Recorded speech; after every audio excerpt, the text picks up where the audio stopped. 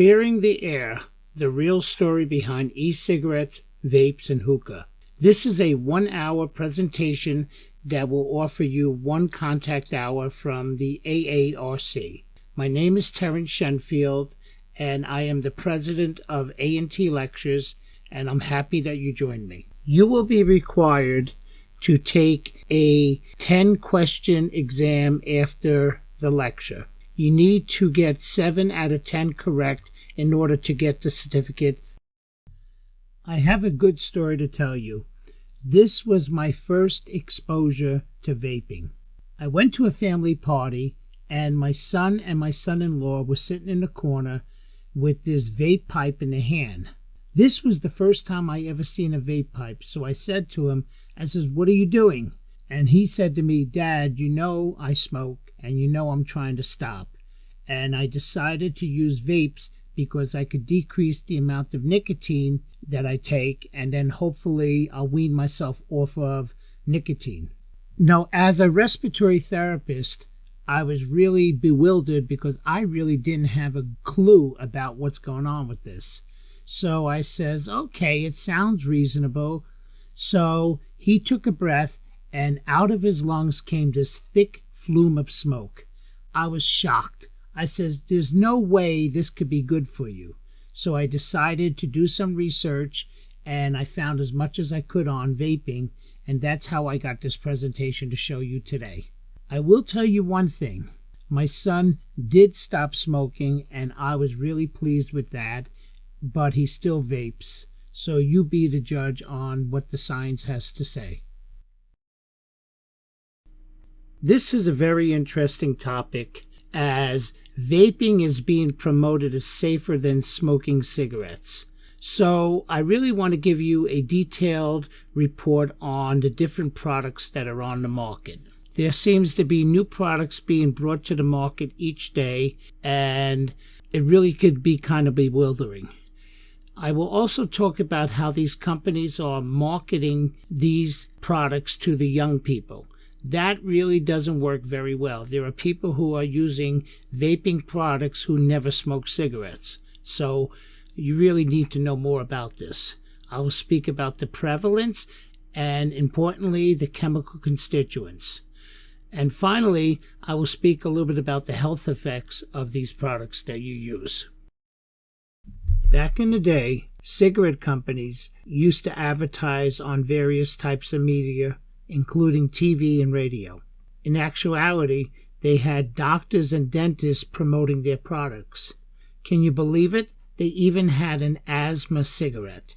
Over the years, the government cracked down on this type of advertising, and it became obsolete on TV. Now with e-cigarettes, they are reintroducing the same type of advertisement, and the target is the young people. Several of these e-cigarette companies are now offering scholarships ranging from $250 to $5,000 that involve asking students to write essays on the topics that vaping can decrease tobacco use.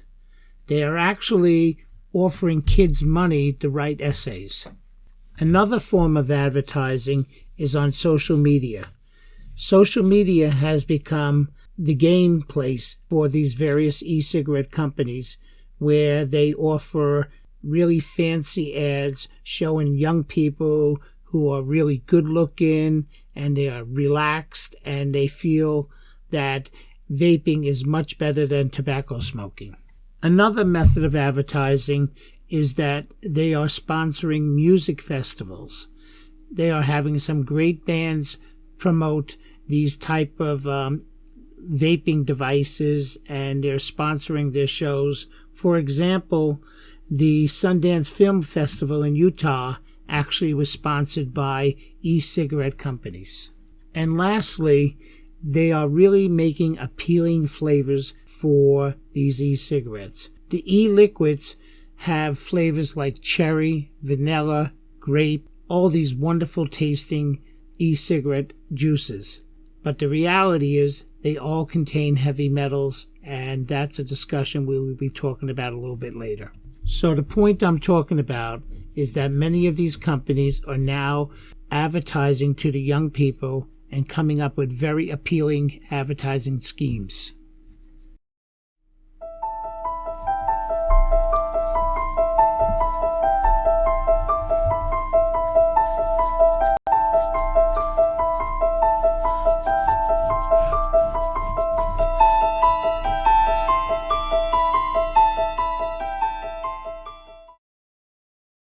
E-cigarettes are known by many different names. They are often called e-cigarettes, e-hookahs, vapes, vape pens, and etc. They come in many different shapes and sizes, and some look just like a regular cigarette, but they are different. There's a lot of talk about e-cigarettes. Some of it's true and some of it's not. You may have seen ads or stories on the internet that say e-cigarettes are not harmful. However, doctors and researchers still have a lot to learn about the health effects of e-cigarettes. While e-cigarettes may be less harmful than regular cigarettes, this does not mean that they are harmless. So what exactly is an e-cigarette? An e-cigarette is a battery-powered device that works by heating a liquid into an aerosol that the user inhales. The e-cigarette liquid typically contains nicotine, glycerin, and flavorings, and other chemicals. Nicotine is an addictive drug found in regular cigarettes and other tobacco products. Research shows that e-cigarettes aerosols contains other substances that can be harmful, including flavoring chemicals. E-cigarettes were invented by a Chinese pharmacist named Han Lik in the early 2000s. The U.S. patent application describes the e-cigarette device as an electronic atomization cigarette that functions as a substitute for quitting smoking and cigarette substitutes. By 2013, the major multinational tobacco companies had entered the e-cigarette market.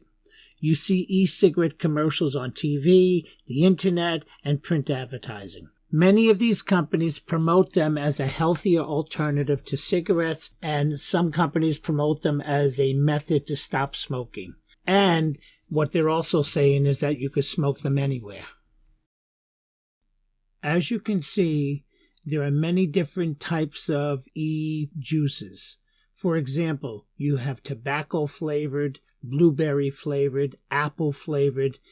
Most of this is very appealing to the youth. Most e-cigarette devices are manufactured in China. The variability between these devices, because of engineering concepts, vary the nicotine concentration. In other words, because there's not strict control on quality control of the product and also the devices delivering it, you have various doses of nicotine concentrations. You also have various doses of solution in the product, and you also have various doses of carrier compounds, typically glycerol. There's also a wide range of different flavors, and these flavors are not FDA approved. Actually, they are FDA approved as a flavor enhancer to be ingested and not smoked. Quality control is variable, and many of these products can deliver different doses, even though the package insert says one thing. E-liquids are mostly flavored, like I said before. They have many appealing flavors like tobacco, menthol, coffee, fruit, and candy flavors, which makes it very, very appealing to the youth. Many of the young people who would have never smoked tobacco products now smoke these e-cigarettes because they love the flavor. And on top of that, they get addicted to the nicotine that's in these devices. I wanted to show you the different types of devices that are called e-cigarettes or vaping devices. The first thing I wanted you to know is look at the brand names of these devices. Enjoy, One Joy, Blue, Green Smoke, Vapor King, Storm, Totally Wicked, Tornado, Volcano. They have all of these very cool names to them, which is very appealing to many of the youth. In regard to the different types of products, you have four main types. One can be a disposable e-cigarette, The other one could be a rechargeable e-cigarette. The other one could be a pen-style, medium-sized, rechargeable e-cigarette. And then you have those large, tank-style, large-sized rechargeable cigarettes. The disposable e-cigarettes are a device that is meant to be thrown away. Sometimes this device can be called e-hookah, where the rechargeable e-cigarette is a cigarette-shaped device consisting of a battery and connects to an atomizer used to heat the solution. And the funny part about these cigarettes, they actually have a burning light at the tip of it that makes it look like it's being combustibilized. It's very weird to look at. And these tank-style devices can hold a large amount of solution. They can last for a long period of time, and they're rechargeable. So these are the typical brands that are used and the different types of styles, and everyone has their own particular take on it. -1, I'm tired of being a walking ashtray. -2, I'm tired of feeling guilty every time I want to light up. I'm Steven Dorff. I've been a smoker for 20 years, and I just found the smarter alternative. Blue e-cigs. Blue lets me enjoy smoking without it affecting the people around me, because it's vapor, not tobacco smoke. That means no ash, and best of all, no offensive odor. With Blue, you can smoke at a basketball game if you want to. And how about not having to go outside every 10 minutes when you're in a bar with your friends? The point is, you can smoke Blue virtually anywhere. We're all adults here. It's time we take our freedom back. Come on, guys. Rise from the ashes.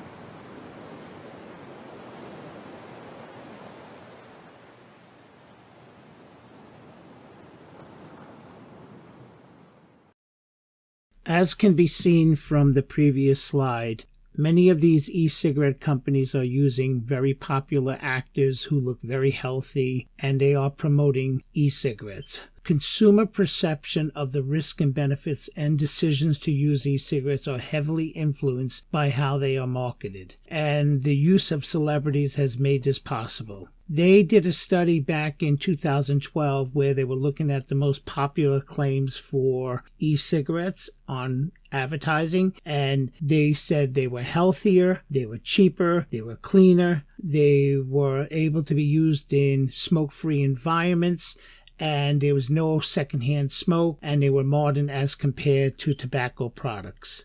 Marketing on sites commonly slated for e-cigarettes are promoted them as being harmless water vape. Similar message strategies have been used everywhere. A thematic analysis of newspaper and online media coverage about e-cigarettes in the United States found that there were 5 common themes. Number 1, they were a healthier choice. Number 2, they circumvented smoke-free policies. Number 3, celebrity use them. Number 4, the risks are less.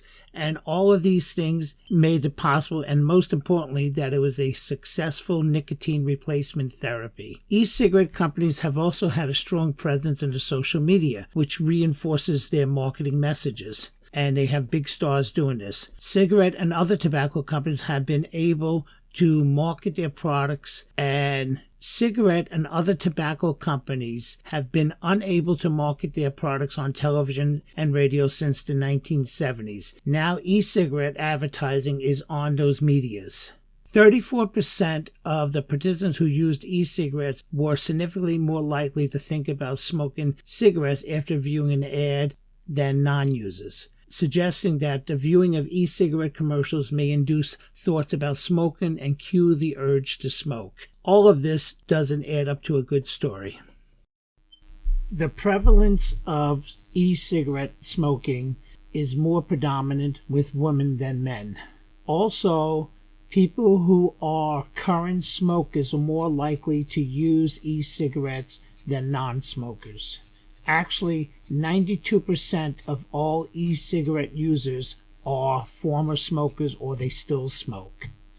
The good news is that 44% of the people who do use e-cigarettes stop smoking within 1 year, but the concurrent use is very prominent. There are 3 main reasons why people use e-cigarettes. Number 1, they feel that they want to quit tobacco products and feel this is a safer alternative. The number two reason is that people feel restricted in using tobacco products and feel that e-cigarettes is more acceptable in different environments. The problem also occurs that many of the adolescents who would never smoke are now using e-cigarettes, and smoking amongst adults is very common. I wanted to speak a little bit to you about the graph. As you can see, during the ages of 18 to 34, everybody wanted to try something new, so they were very curious about e-cigarettes and they decided to give it a try. At the age of 35 to 54, the use of e-cigarettes and tobacco products is almost equal. Then at the age of greater than 55 years of age, people want to stop smoking and they are really looking for an alternative to quit tobacco products, so they introduce e-cigarettes as a method to do it. In regard to population bases, it seems like it's pretty equal in trying something new versus trying to quit tobacco products, but in the Asian population, they really are quite curious about how e-cigarettes work. I wanted to contrast conventional cigarettes versus electronic cigarettes. We have a lot of experience with tobacco products. Most tobacco products contain heavy metals, volatile organic compounds, nicotine, free radicals, cause, and thousands of other chemicals. We also know that tobacco products with their abuse can lead to COPD, which is chronic obstructive pulmonary disease, pulmonary hypertension, cancer, and cardiovascular disease.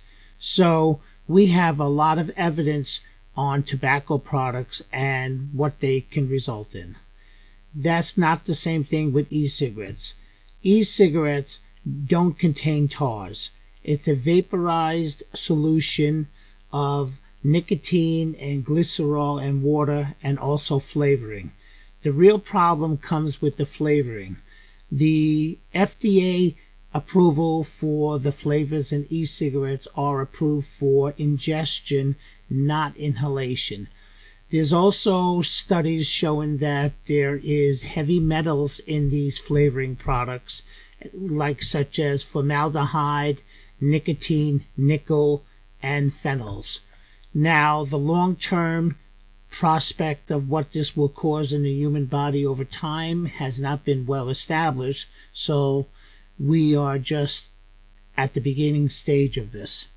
The nicotine content of e-cigarettes varies from brand to brand. There's a problem with the labeling and what's actually in the content of nicotine in each device. Certain devices are made by different manufacturers and the standards of these devices vary from product to product, sometimes offering variability into how much nicotine you actually get each puff. Each puff contains approximately anywhere from 0 to 35 mics of nicotine, or about 30 puffs for 1 milligram of nicotine. The engineering characteristics of different devices influence the actual nicotine delivery. Many studies have shown that the flavoring of these e-cigarettes, which are actually food grade, are not really recognized as healthy for inhalation. So what I'm trying to say is that these products that are flavored are approved for taste, but they are not approved for inhalation. And this can be a real problem for certain people because a lot of these products contain heavy metals. When you think about cytotoxicity and flavorings, they are two different subjects.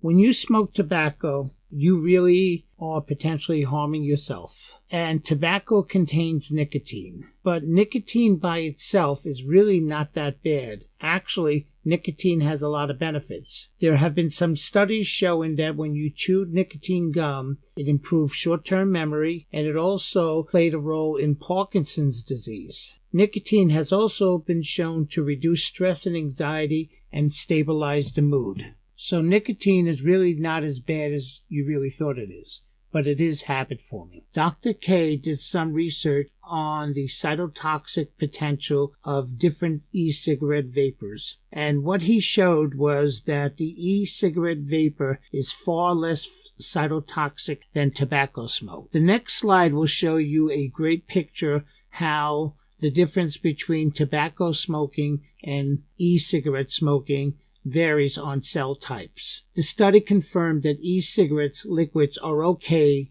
but the real problem is the flavoring. The flavoring of these e-cigarettes, like I said in the last slide, is approved for flavor, but it's not really approved for inhalation. There have been studies showing there's a lot of heavy metals in these flavoring products. They did some studies where they looked at the cytotoxicity of cigarette smoke versus e-cigarette vapors. What they did is they took some cardiac cells and they created 3 different mediums. The first one is called the clear cell medium, which consisted of no smoke being applied to it. The second one was a cigarette smoke medium where tobacco products were applied to this medium. And the third one was an e-cigarette medium where e-cigarette vapors were actually infused into the cells. As you can clearly see, the cigarette smoke medium had the most damage on the cardiac cells, where the e-cigarette medium really had a minimal effect on the cardiac cells. That goes to show that the cytotoxicity effects of vapors is quite different than it is for tobacco products. I think you will find this to be a very interesting slide. We are going to talk about the flavorings that go into different types of e-cigarettes. The research is kind of limited, but they did do some research on 2 major brands. One is called Blue and the other one is called Enjoy. Now remember, the flavoring that goes into e-cigarettes is approved for ingestion, not inhalation. So what they did is they took those flavoring chemicals and they took it from various brands and they took it from various flavorings, and they found that of 30 different samples they evaluated, 24 of them had aldehyde in it. Aldehyde is known to be a respiratory irritant. Now, the problem is that, like I said before, the FDA did approve these flavorings for ingestion, but not for inhalation. And this has been causing a lot of problem because they're all consisted of heavy metals and other chemicals. Let's talk about secondhand smoke. For example, we all know the dangers of secondhand tobacco products, but we really don't know much about secondhand exposure to e-cigarettes. We all know that tobacco smoke contains high levels of polycyclic aromatic hydrocarbons, which are known to cause cancer. But this is almost reduced to 0 with e-cigarettes. There is some bad news about e-cigarettes that contain high levels of toxic metals. For example, chromium, which is absent from traditional cigarettes, is found in e-cigarettes. So is nickel levels, lead and zinc, and all of these heavy metals. There's some new research out there, and they're trying to find out if any of these heavy metals have any kind of detrimental effect to your health. Nicotine absorption. What I mean by this is when you use an e-cigarette, how much of the nicotine is absorbed in the body, and what kind of smoking patterns can be created to deliver the proper amount. Experienced users who use e-cigarettes on a regular basis know how many puffs they need to take to sort of satisfy their nicotine urge. Sometimes the amount of nicotine that's placed on the packaging is not really correct. So the more experienced a smoker is using e-cigarettes, the more they could either take a deeper breath or more breaths to actually get the nicotine they really want. The problem is that the product regulation that are being placed by the government really doesn't really adhere to exactly how many milligrams of nicotine are in each type of device. When you compare e-cigarettes to tobacco products, it seems that e-cigarettes are safer. And the reason from this is that in tobacco products there is smoke, but where e-cigarettes don't burn. Part of the fact that the e-cigarette smoke doesn't get as hot as tobacco smoke, so this way you have less burning of the cilia.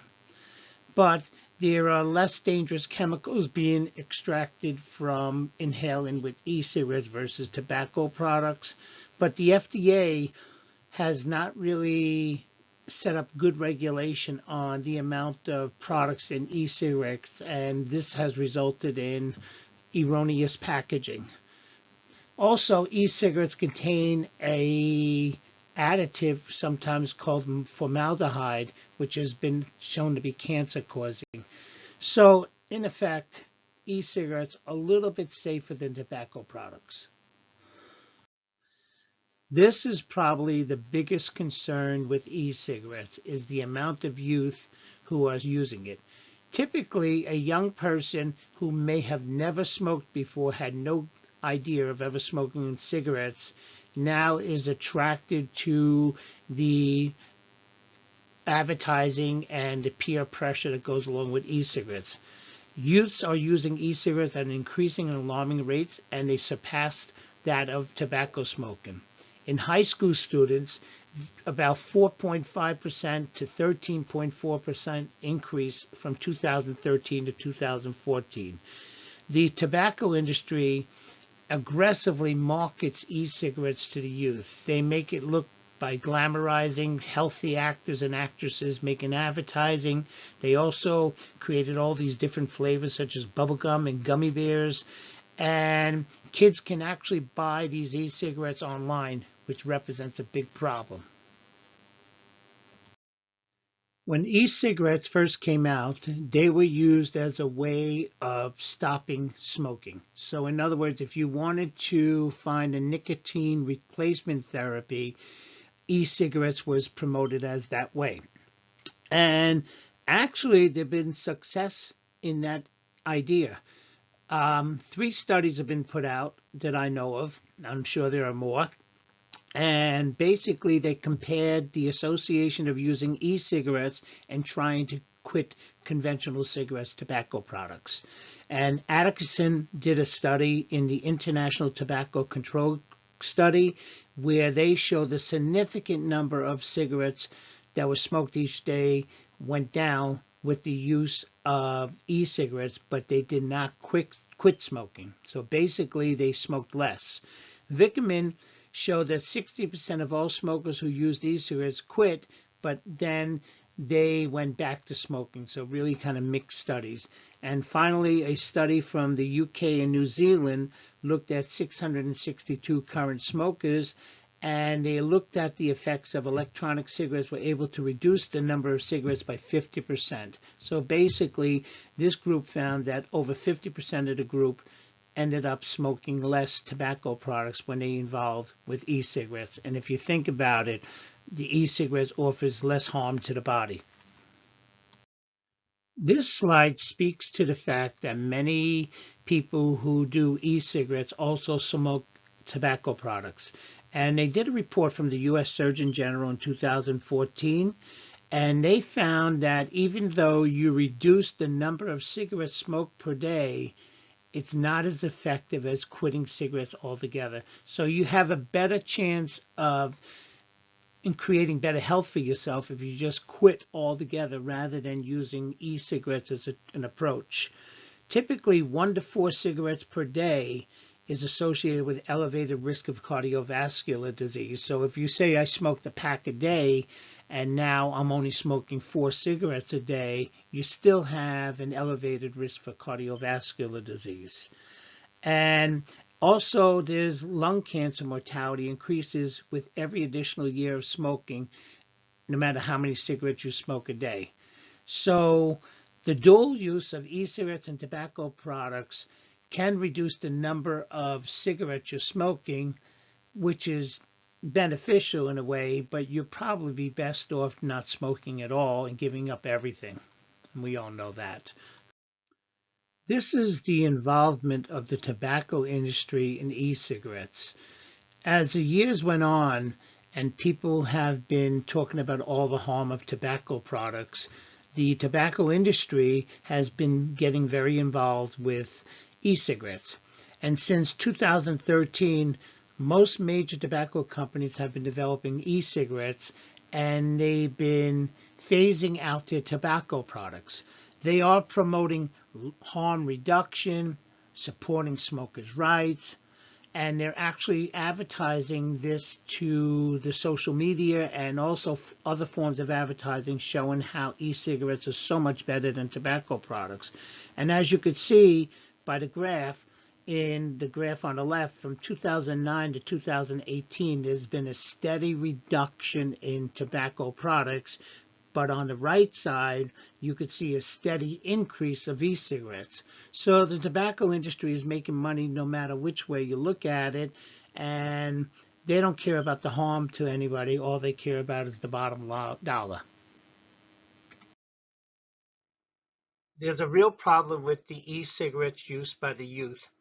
A study from 2012 shown that 1.78 million US teens tried e-cigarettes, and the sad part about that is that 160,000 of them were non-smokers. So here you have some youth who are starting to use e-cigarettes who never smoked before. Let's talk about the damage to the lung. What we are going to talk about is what exactly happens to the lung when you use e-cigarettes and what exactly happens to the lung when you use tobacco products. Let's talk about vaping and lung damage. I am sure you heard the headlines over the last few months about how vaping causes lung damage, and it is real. On November 13, 2019, there was approximately 2,172 cases of e-cigarette or vaping damage to the lung. This was reported by the CDC, and most of the damage that occurred to the lung was in the form of ARDS. The problem was that the CDC identified vitamin E acetate as the chemical of concern for the lung damage. They established this by doing a BAL diagnostic tool, and vitamin E acetate, it was used as a thickening agent. Vitamin E acetate may thicken, but it's not good for inhalation, and that's really the problem. They found that both vaping solutions and also THC cartridges, there are many people who use recreational cannabis, and as a result, they do it as a vaping device. And some of those devices contain this vitamin E acetate, and this is what caused all the damage. So I'm not exactly sure what percentage of cases came from the vaping of cannabis versus the vaping of e-cigarettes, but the damage is real. So the CDC recommends that anyone who vapes make sure there's no vitamin E acetate in it, and anyone who happens to be vaping cannabis, either recreationally or by medical reasons, they should make sure that there's no vitamin E acetate in the solution. I have a story about hookah. I am from East Stroudsburg, Pennsylvania, which is approximately a couple hours away from Atlantic City. So I went down to Atlantic City to the beach, and I decided to enjoy myself there. And I couldn't believe all the shops that were there that were actually having hookah sessions. Basically, it was a hookah bar. And I seen all of these young people sitting around, and they're all smoking hookah. And it looked like a very social activity, but I never smoked, and it just didn't seem appealing to me. So basically how it works is they get a water pipe, which is that image on the bottom right, and they fill it with flavored tobacco. And then many people will use those hoses to share the smoke. So they smoke this flavored tobacco, which has many flavors such as mint, cherry, licorice, cappuccino, watermelon, and it was really quite popular. And I was kind of surprised at seeing so many people doing it, especially the young people, and I really didn't know much about it until I did this investigation on it, but there's a lot to be told about hookah. As described, the hookah device consists of 4 parts. It has a base that is full of water. It has a bowl at the top, which is filled with flavored tobacco. It has a pipe that connects to the bowl and dips into the water. And then there is a hose where people actually sip the smoke from it. When a smoke inhales through the tube, a pressure difference forces air past the heating source and heats the tobacco, which gives off smoke. And these things actually contain a lot of hazardous material to it, and I'll tell you more about it on the next slide. This is the scary part of hookah. The World Health Organization had a report from 2011 that said 1 hour of hookah session is equal to 100 cigarettes or more. Can you imagine the damage to the lung? 1 hour of hookah is worth to 100 cigarettes or more. And also the WHO reported that even though it passed through water, there were still high levels of cancer-causing chemicals in the hookah smoke. I would highly recommend that people don't do hookah because of all of these situations. You don't want to, give yourself cancer. In conclusion, we all know the evils of smoke. We all know the hazards of smoke. Probably everyone who's listening to this presentation is a respiratory therapist, and we know all about emphysema, COPD, and so on. So smoking kills. We know the damage. It causes cardiovascular issues, it causes pulmonary issues, it causes all kinds of issues in the body. I know many people who did smoke, and they seem to have a very difficult time to quit. I can't relate to the difficulty of quitting tobacco. I've never really done it. Another real concern is nicotine replacement therapy has a very small success rate, only 10%. That only means that 10% of the people who try to use these nicotine replacement strategies works. If you're going to use e-cigarettes to try to stop smoking, it might be a viable method. Personally, my son who smokes cigarettes, he used the e-cigarettes process to get off tobacco products, and now he doesn't even do the e-cigarettes. So in my opinion, he was a success story. I also have concerns about e-cigarettes going to the younger group. People who would have never smoked before now decide to smoke because they like e-cigarettes. More research has to be done on this topic. And also, I'm really concerned about the advertising that makes it so appealing to the youth. I know they were changing the rules of the flavorings going into vaping devices and the solutions, and I just hope they come up with a meaningful solution. I do feel that if you wanted to stop smoking, which is very difficult, and if e-cigarettes happens to be a method of reducing the amount of nicotine your body takes and you could get off of it, it might be a viable solution. But I also don't feel that the appeal to the youth is a good thing. I hope you enjoyed this presentation. I listed some additional references for your review. If you feel you want to dig deeper into the subject, I know some of these references are dated from 2014, and I know new evidence came out, but all of them will offer some viable information that you need to make decisions.